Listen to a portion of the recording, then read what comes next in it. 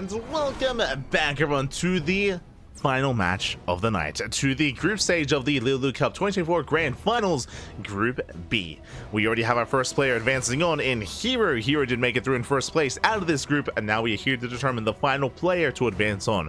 Will it go the way of the Terran or the Zerg? We're here to find out. As spawning in the top right-hand corner of ley lines, we have the Polish Terran player. We have the blue Terran. It is Spirit. And spawning in the bottom left-hand corner, we have as opponent, we have the red Zerg player from the land of Finland, representing Basilisk. It is Serral. And if you're in the chat, you know what time it is. Happy.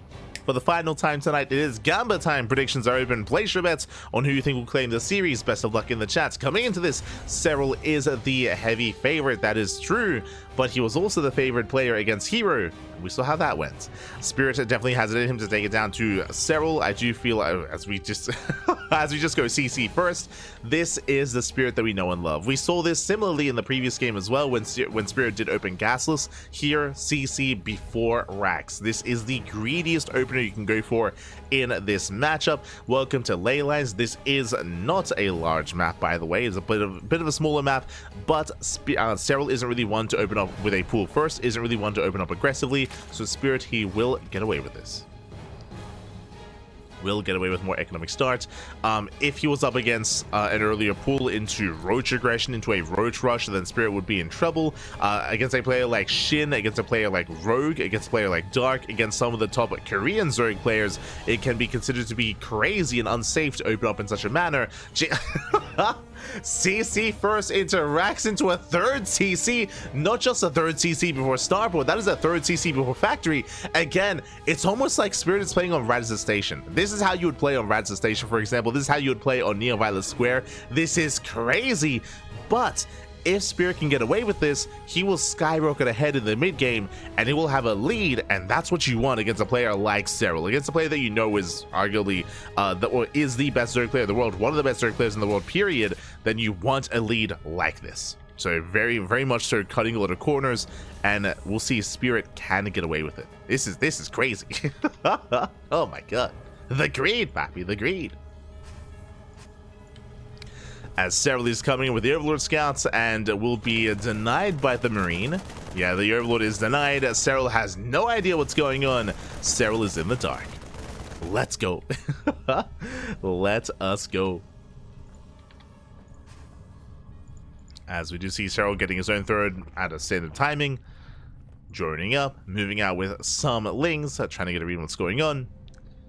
And again, like, this is so risky what Spirit is doing, especially on ley lines, and I believe he should get away with it. So we have a second Rax behind this, of course, into a 3cc 2-1-1 setup. It's second Rax into double eBay. Like, Spirit, he's cutting everything. Oh my god. This is the greediest build you could ever go for. I want to say on Radza Station, I think I remember seeing Spirit going 4th CC before Starport. Like, I have seen Spirit cut even one more corner above this, but again, that was on a map where where it is more viable. Here less so, but still double E-Ray, double upgrade before Factory, before Stim, before add-ons, before anything else. The Scout is denied. Serral, he sees nothing. And yes, Spirit is an animal. There's a third Rax as well. Jesus. Oh my. If you're out there in the chat, if you're a Terran player, if you're an animal, if you see this, do not do this on the ladder. This is not safe at all whatsoever. This is crazy. You do this, you die on the ladder, Papi. So like a random like Bane bust, random like Roach aggression. Jesus. This is the army. 3 Marines. We're getting into the 5-minute mark. Like this is all the Spirit has. Meanwhile, across the map, Serral is getting his third base, getting saturated. Serral at this point, he has noticed no Hellions, right? He has noticed no Hellions, so he's aware that something is wrong. He's going to be opening up Lair first, still droning. Based on the low Marine count, Serral, he might be just cutting off the idea of a 2-1-1. It should be a 2-1-1. Yeah, it's going to be lair into a Baleen Nest. Very standard, also safe opener here out of Serral. Serral, he's going to be prioritizing Baleen speed. He's going to be delaying Evo Chambers and delaying upgrades. Spirit is going to have a massive lead with these upgrades. Damn.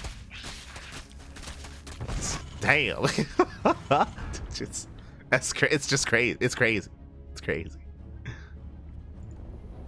Spirit is now taking his third. Serral now aware of the timing. Attempts to delay. And Stim isn't even done. And well, 1-1 finishes before Stim. Like that's crazy. As it is all wrapping up, getting into combat shields thereafter. Serral, he will finally scout with the Overseer, of course, and finally realize what's been going on. And Spirit, he's gone away with everything. He's gone away with it all. Now, thankfully, Serral is teching. We do have a Hydrogen on the way. Hydrogen is on the way into double Evo Chamber, into double upgrades, 4th expansion as well. Serral, he's not being anywhere near as greedy as Spirit, but he's, you know, at least investing into tech, investing into upgrades. He isn't saturating, or I should say overspending on his army, on Ling Bane. Scout is denied for the most part, but Serral, he saw what he needed to. He saw the 5-1-1 setup here. Didn't see the upgrades, but I mean, I'm sure he clicked on the Marines, so he knows that the upgrades are done. He's aware just how much greed Spirit is good away with. Like the upgrade should not be done by now unless Spirit did cut all those corners. So he knows. But again, Spirit, he got away with it. Did get away with it. Oh, but now it's going to be denied. Serral keeps up. He's zoned Spirit away. Now, what I'm most concerned by, you know, we're talking about like all these corners that were cut, all the greed of Spirit, that is all true. This doesn't come into play until 2-2. You can see your Spirit, he's making 12 Marines at a time. 12 Marines, he's producing tanks, 1-1 is done, and this 2-2 timing is going to hit like a truck. It's going to hit much faster than normal, and it's going to hit with all this production now kicking in, now that the third base is saturated. So this is when Spirit can hit his stride, can really snowball out of control. This is the timing, the purpose of his build, of the opener, is to snowball out of control in the mid-game. Is he 8-raxing? 7. Jesus. This looks like a 3-base all-in. This does look like a 3-base all-in here from Spirit. And he can make it 12 Marines at a time. Producing tanks, no Marauder production, bear that in mind, just purely Marine.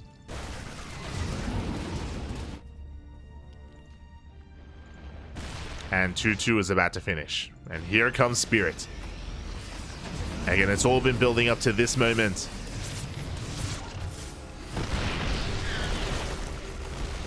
Spirit, he splits up his forces, clearing up creep. Queen's under fire. Banelings are going to be denied. Not quite. Oh, Spirit, he doesn't get eyes on this. Serral setting up a surround. Banelings do complete. Serral is max. Spirit not too far behind, though. And again, Serral, he needs a couple more seconds here. Oh, Banelings, they trickle in. Is the surround going to be good enough?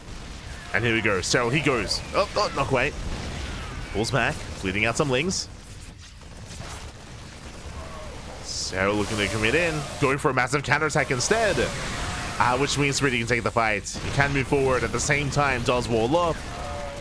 Spirit, he does not turn around. Which means back at home, oh, the wall is going to stand strong. Never mind. Okay, Serral, he's going to bust down that wall.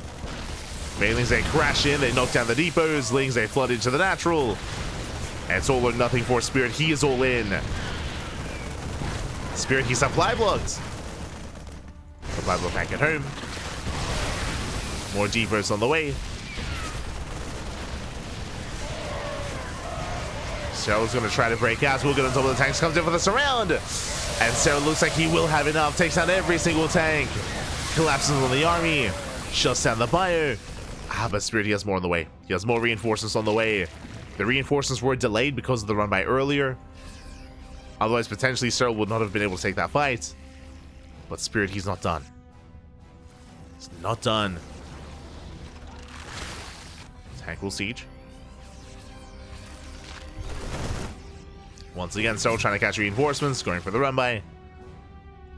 Setting up behind the army of Spirit. He does spot the Lings. Turns back around.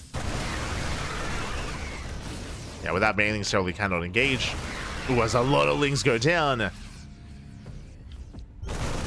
Spirit rotating towards the left. Denying creep. That's a lot of creep here.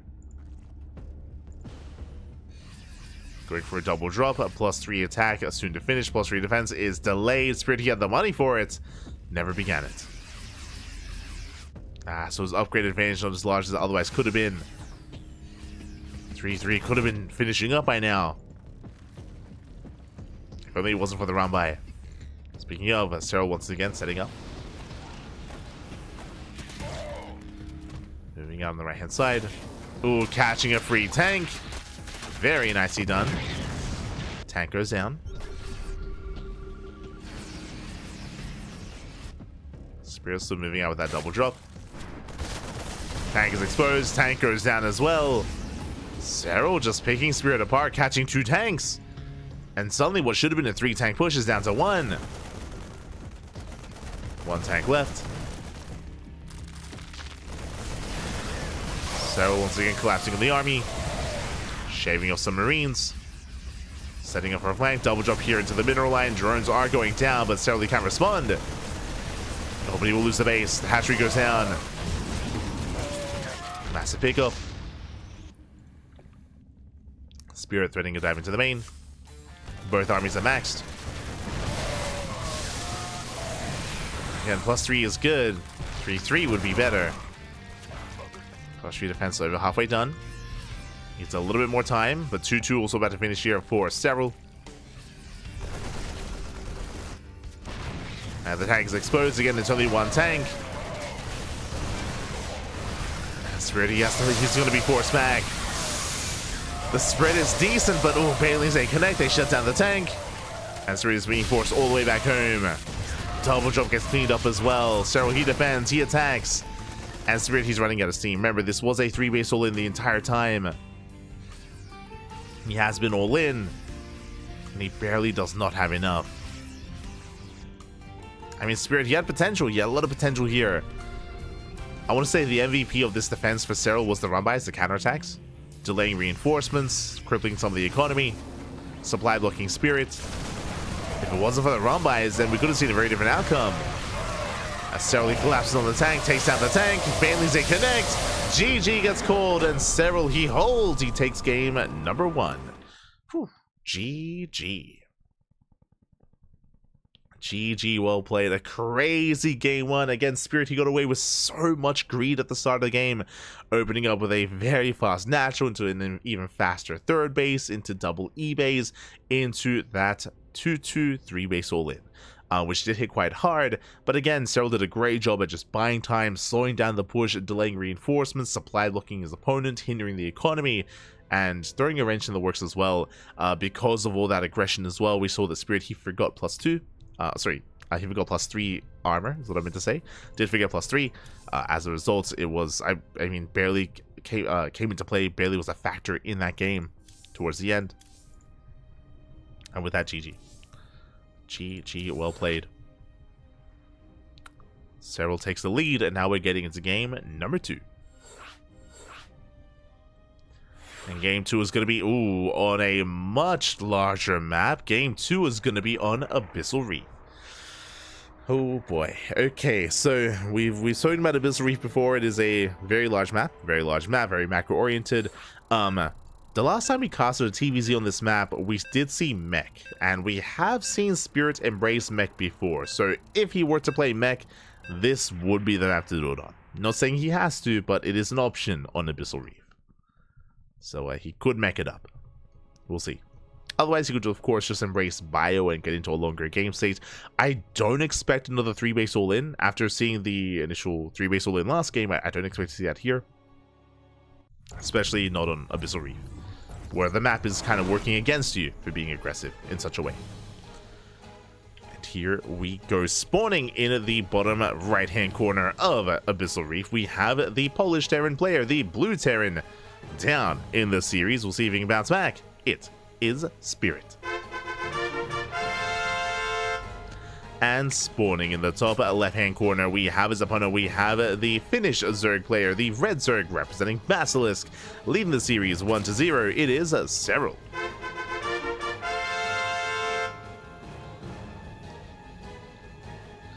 Here we go.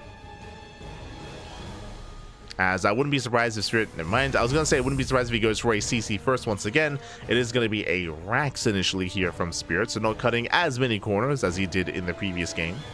Rax into Gas Geyser, into a more standard CC timing instead. So Spirit, he got it out of his system. I would say that here on Abyssal Reef, it is more viable to open up with a CC first, but it does look like Spirit, after doing it in game 1, it doesn't feel as confident getting away with it here in game number 2. Maybe a little bit afraid that Serral would try to punish him a little bit harder and be more aggressive this time. So we're slowing things down.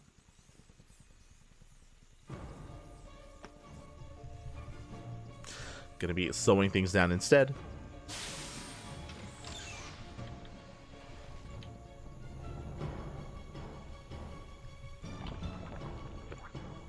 We'll see how our players do deviate, as we're going to get our command center here on location. From here, we'll see if Spirit goes into a 2-1-1, into a 1-1-1, into a third CC before starport, which is what we expect to see. Something more standard, like Banshee play. As I mentioned before, mech is a lot more viable here on Abyssal Reef, so that is another option. We'll keep an eye on, again, the opener, to see if an extra factory gets thrown down, an armory. Keep an eye on Spirit.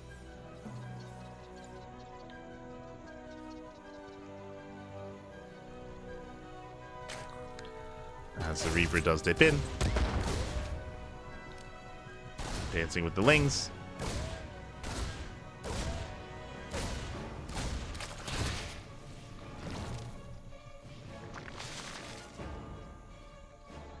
Rotating into the main.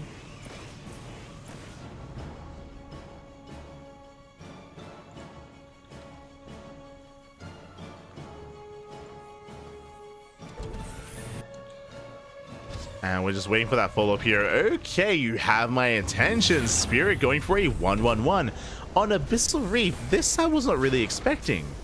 So this is very aggressive build here from Spirit, going for the faster starport. Tech Lab is on the way. This should be leading to an add-on swap into Banshee play. Because of how committed this is, though, we could even see an armory into a Hellbat push, as we're going to be committing into those Hellions, into early Banshee production. Tech Lab is finishing up, and we should be seeing that add-on swap. Here we go. No, he's rushing to Stim. Okay. This looks like a Stim Hellbat push instead. No add-on swap, fast Stim. We have the Viking on the way to shut down the Overlord, to deny vision, to deny scouting. Building up more Hellions, and this is very committed here from Spirit. Oh boy. Now, there's a bit of a give and take going on. Hello, as he delays. Okay, he goes for an earlier add-on swap. Only 4 Hellions. He could have kept going. Could have kept going up to 6, up to 8 Hellions. Throws down 2 more Raxes. So this is not going to be Hellbats, as the Hellion count is too low. But this is an early second and third Rax. This looks like the beginning of a 2-base all-in. Does look like the beginning of an all-in here, as this is a very delayed third base, if a third at all. Now, Serral, he is somewhat aware. He saw the Raxes. He saw the Raxes, at least. Is going for a lair first. Lair into a Baneling Nest. Baneling Nest momentarily into Ling Bane. Ling attempts to scout. I like this even more. No Banelings. It's going to be Lings into Roaches. A very safe play. Roaches and ZvT are just very defensive. I mean, sure, we can see like Roach all-ins. That is a factor. That is something that does occur from time to time. But Roaches in general are ideal against 2-base all-ins. Against 2-base aggression, you do want Roaches on your side. The reason for this is because Roaches, they're not very supply efficient, but Roaches are very larva efficient. And especially against all-ins, as you have limited larva and limited injects and just limited bases, that is where your larva is very much so a resource to use. And it can be quite difficult keeping up with pure Ling Bane production, just because it's so larva intensive. So Roach speed is on the way. Roach is going to be popping out. They can then morph into Ravagers, and with Ravagers, you're going to have a stronger supportive unit against these tanks. Two base all in. There we go. 2 more racks is on the way. It's going to be a 5-rack setup on 2 bases, no third TC. It's all or nothing for Spirit. One way or another, the game is going to end. Either Spirit breaks Serral or he dies trying. Now, behind this, Spirit, he should be hitting with +1. +1 is on the horizon, so +1 is going to finish. As a reminder as well, only 1 eBay. Only 1 eBay, so only just the 1 upgrade here for Spirit. And here comes the initial move out. Is going to be pushing across the map. Remember, Stim is done. Combat shields on the horizon. Medevacs are reinforcing. They're on the way. As Spirit, he does move in ahead of time. Clears up all the creep. Roach Ravager is building up.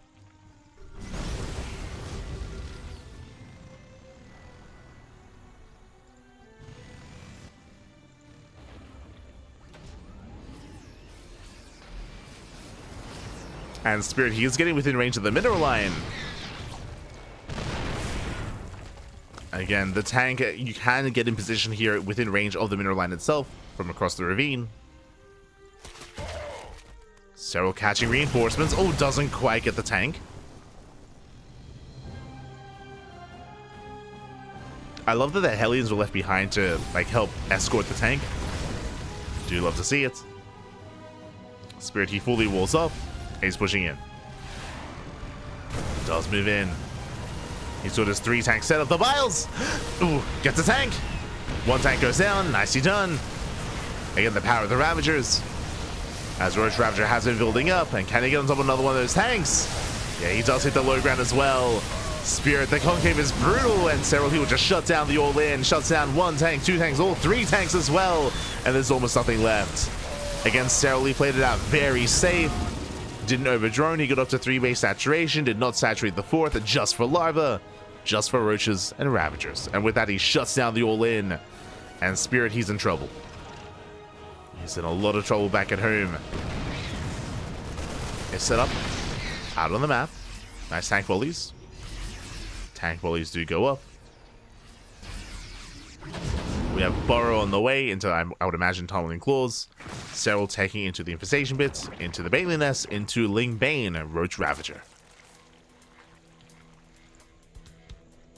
Now, Spirit, he's not out of this yet. He's going for a triple drop on the right-hand side and a singular drop towards the left. I mean, Serral, he's about to max. He's, almost got double the supply here, Spirit. And we'll see what Spirit can get done. Does drop into the mineral line. Drone's going to be going down. Likewise here on the left-hand side as well. Nice target firing. Going for the hatchery. Oh, he does take it down. Denies Burrow. Burrow is denied. Natural goes down. A full medevac will fall. But despite that, nice damage here from Spirit as he comes back in. Have their roaches ready. Despite that, Spirit, he will overwhelm. Takes down a couple of workers, but he won't get much more done. Serral keeps up. Serral does keep up.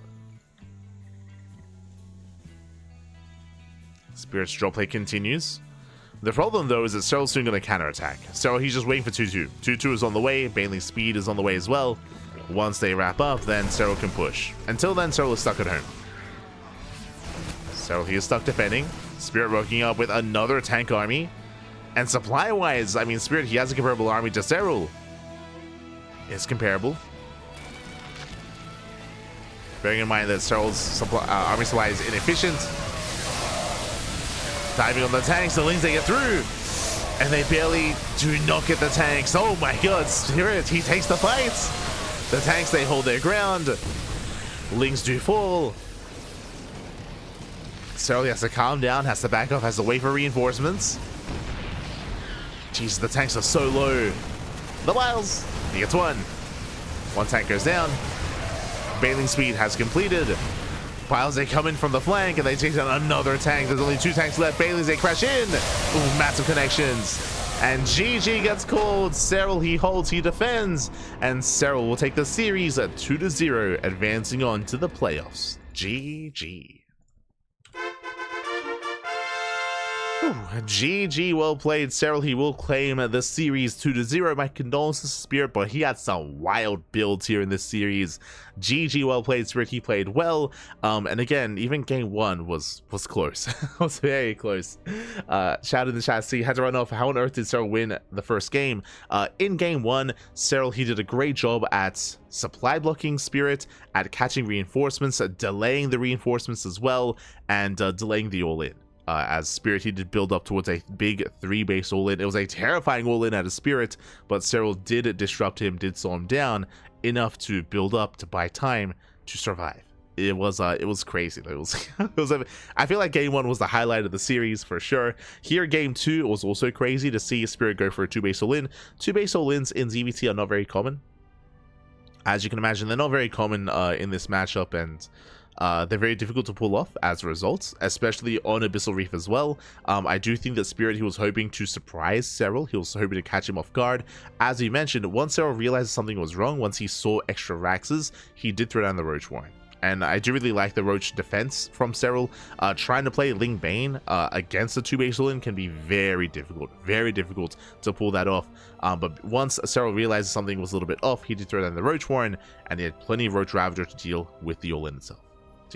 GG, well played. With that, congratulations, Serral. He will claim the series, and with that, we can have a look at the bracket itself and catch up on tonight's matches. Let's go. We can catch up on our matches here. As you can see before you, we just wrapped up with Group B. This was a GSL group. We had Serral, Mana, Spirit, and Hero.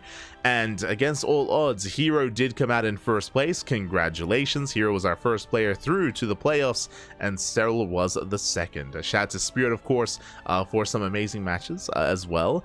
He had a very explosive series against Mana. Mana likewise was able to showcase himself against Serral. Remember, Serral went all the way to the ace match against Mana at the start of the night. Mana looking very good in that series, but it was unfortunate to see that Mana wasn't really able to get into his own build against Spirit. If you remember, game one, Spirit went for a 1-base all-in. He went for a proxy, and he snowballed out of control with proxy Marauder and pulling the boys. Game two, 2-base aggression at the Spirit as well. So Mana never really got into the game against Spirit. He never really got to embrace like a proper 3-base economy. He never got to have a more back and forth, never had the opportunity to have a back and forth against Spirit. So Mana, he was denied, you know, the StarCraft against Spirit, but he had a really good showing against Serral. So GG, well played. Mana played well, so did Spirit, but in the end, Serral and Hero make it through. GG, well played. That does conclude Group B, and we still have Group C and D. That's going to be next week. Next week is going to be the finale of the group stage with Group C and D, and if you are looking for some more StarCraft here on the CranKy Ducklings, we should be live tomorrow with the Home Story Cup Group C replay cast, catching up on matches that never got broadcasted. So Group C should be tomorrow, as well as Masters Coliseum. The group stage of Masters Coliseum have already concluded, and the playoffs begin tomorrow. It's going to be 3 days, Friday, Saturday, and Sunday, 3 days straight of Masters Coliseum action, so make sure you're a part of that. It's going to be an intense weekend of StarCraft, not just Masters Coliseum, but also the KSL, the Korean StarCraft League as well. Bam! As I feel like I need to get better at switching to the scene when talking about the schedule, but you can see here before you, last night we had the podcast. Today on Thursday, you can see here at 9 p.m. KST, we just had the LiuLi Cup, and you can see Friday, Saturday, Sunday, the Masters Coliseum logo, the Dragon Ball logo, if you will. So we do have 3 days straight of Masters Coliseum throughout those 3 days, throughout the weekend, and you can see there we have also the KSL midday KST is on Saturday, in the middle of all of that, of all the StarCraft. There we go. So that is our schedule. We're missing a broadcast there, just because we've been a little bit chaotic with it, and we've been having we've had some intense days of StarCraft. Like Alima League, if you missed out Alima League yesterday on Wednesday, that was an 8-hour cast. That was crazy, and I was so worn out afterwards. So we didn't get to cast Home Story Cup today, but Home Story Cup is going to be tomorrow. So basically, at a similar time slots, a couple of hours earlier, so like 10 a.m. KST, no, 9 a.m. KST, on Friday, in how many hours time? In like 9 hours. Yeah, in 9 hours time, we're gonna be live with the Home Story Cup replay cast of the group stage. That's going to be in 9 hours time, right there, just on Friday before Masters Coliseum. So over the next 3 days, we have 5 casts. 5 casts. Thankfully, we have... Oh, actually, I was going to say we have Sunday morning free, but I believe we actually have 6 casts in 3 days, because we also got the replays of Euthermal's 2v2 tournaments, which we did admin a couple of days ago as well. So, yeah, this schedule is a little bit incomplete. Currently, we do plan on being live 6 times over the next 3 days. So that's the plan. Is the current plan. We're just being a little bit more flexible here. I know that we were meant to be taking January like easy. It was meant to be like a more chill, laid back month to get into the swing of things, but January has been so busy. There's just been so much content, so much StarCraft, so much casting. It's been intense. It's going to be an intense month. It has already been, and it's going to continue to be as well. Oh boy. Let's go, Poppy. Let's go. And I also have some Jumi replays that we're probably going to get into on Monday as well. So yeah, let's go. A lot of content, a lot of StarCraft. Otherwise, thanks for watching. Thanks for the support. Again, we're going to be live in 9 hours time with some LiuLi Cup Group C replays, so look forward to that. Otherwise, thank you for watching. Thanks for watching. Thanks for the support. Stick around. We're going to be giving another StarCraft streamer a raid. If you enjoyed the content, if you enjoyed the StarCraft, then do consider checking us out here. We have Mana X Hero. No, this is not a round robin group. This is a GSL format group. Hero already made it through, and Mana was eliminated in the first round, or was the first to be eliminated, I should say. So it is not round robin. But yes, if you enjoyed the broadcast, then do consider checking us out over on the social medias. We're on Twitter, we're on Facebook, we're on Instagram, YouTube, and Discord as well. All things are CranKy Ducklings, so you can check us out there.